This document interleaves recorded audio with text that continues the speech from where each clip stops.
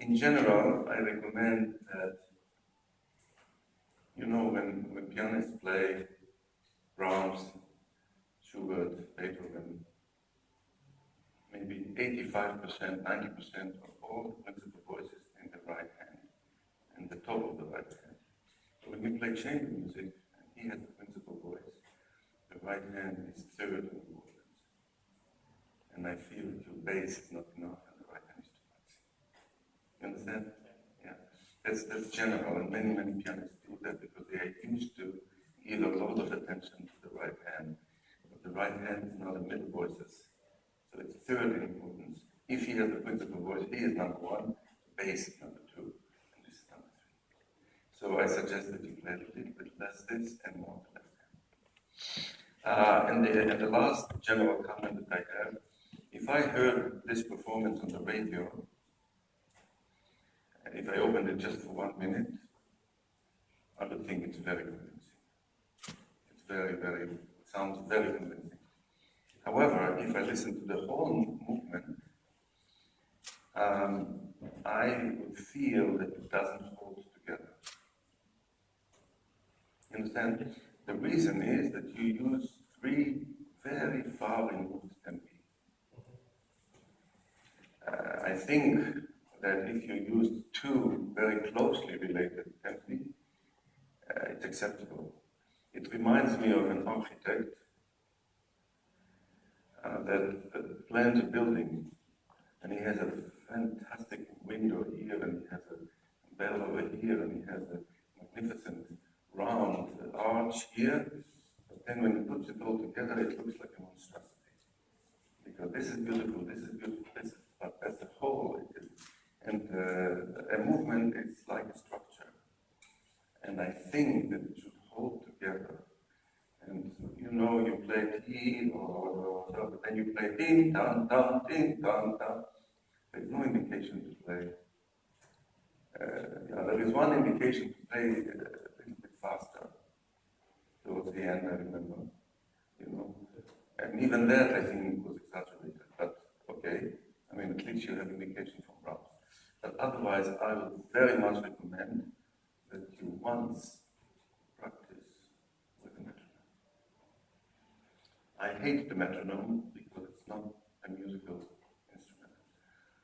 It doesn't breathe, it doesn't phrase, it doesn't punctuate, but it does its thing perfectly.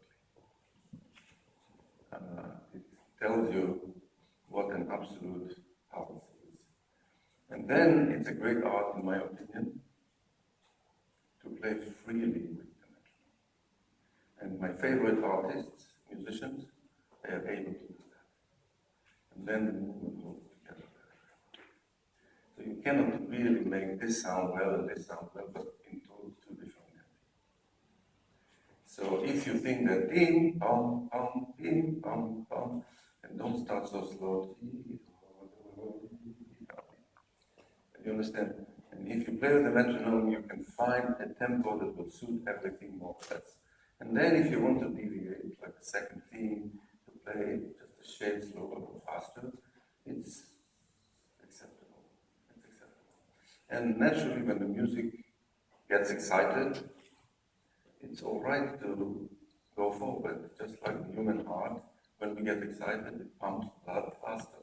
When we relax, and so it's all right to move forward and to move back. But that's not my issue. My issue is that you play in three distinctly different tempi, and then it doesn't hold together as a structure. So why don't you start, please? And I have a lot of issues with your fingerings. Especially sometimes you kill yourself to do very fancy and difficult fingerings, and it doesn't sound. I would always try the easiest fingering that there is, and then if it doesn't satisfy you, then try to improve it. But don't think that just because it's difficult, it's better. Yes, it is more difficult, but it doesn't necessarily sound better. Sometimes it does, and I'm delighted. But many times I think you are killing yourself to do a fingering that is just difficult and it doesn't sound. Okay?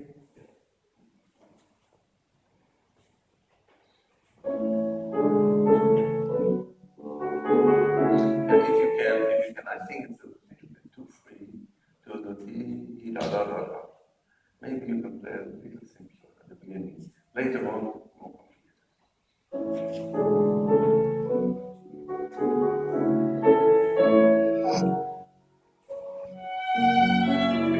Less, maybe you should start with 4.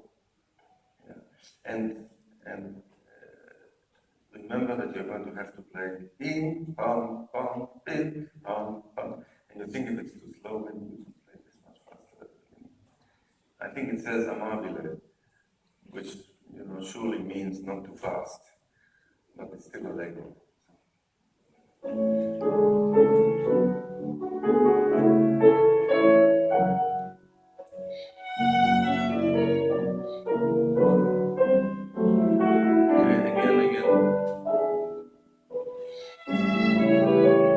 When he has T, God, I think it's better if you do it in you do a crescendo and so he's covered. T, God. Second movement.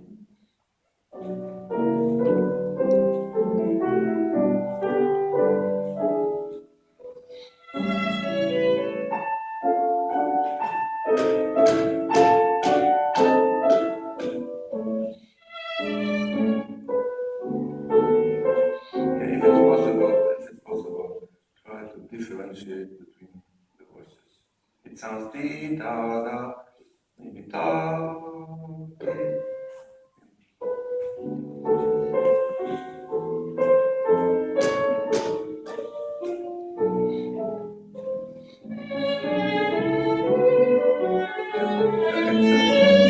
It's beautiful. I just feel that the vibrato is too intense and too constant. Maybe you can do more vibrato. You do.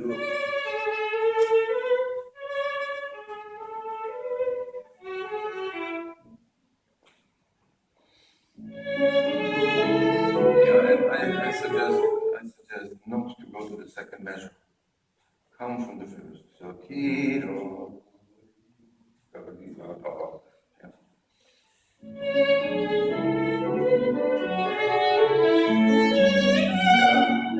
In the midst of all the vibrato you play, it's a little bit like you're sticking your tongue in the audience. So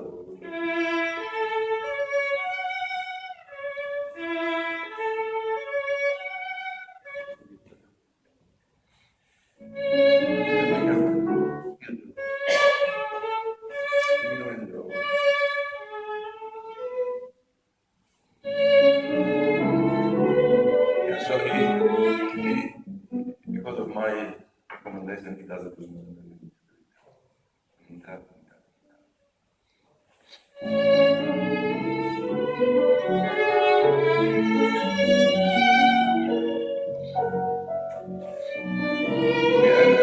The harmonic doesn't work.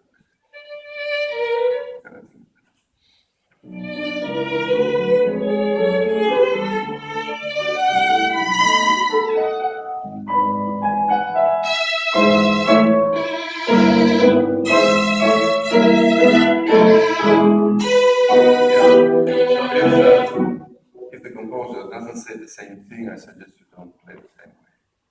So play more. Yes. Just a tiny bit less, not the same.